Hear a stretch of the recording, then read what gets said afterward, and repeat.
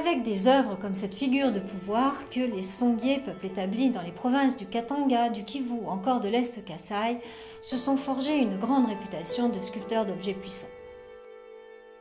En effet, ce type de figure Unkishi n'était pas une simple statuette. Elle jouait le rôle de médiateur entre les esprits et les hommes. Comment?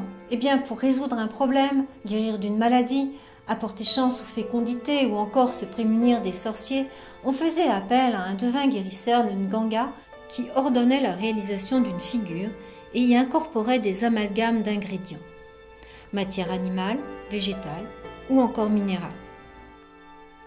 Cette charge de substances magiques ainsi constituée était placée dans des cavités percées autour du nombril ou dans la tête ou encore dans une autre partie du corps. La statuette était devenue par cette opération une force active et efficace.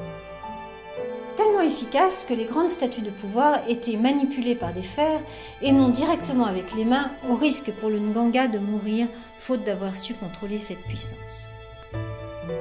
Les plus petites, comme celle-ci, étaient réservées à un usage personnel. Bien campé sur de puissants pieds, les jambes repliées, le Nkishi s'ancre dans la terre. La position des mains entourant la zone ombilicale évoque aussi la défense du lignage. Toute la sculpture est façonnée pour exprimer vigilance et sérénité, force et protection.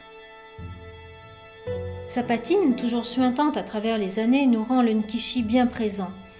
Et c'est, paradoxalement, avec des sentiments mêlés d'effroi et de séduction que nous essayons de déceler le message de ces figures agressives et tellement bienveillantes.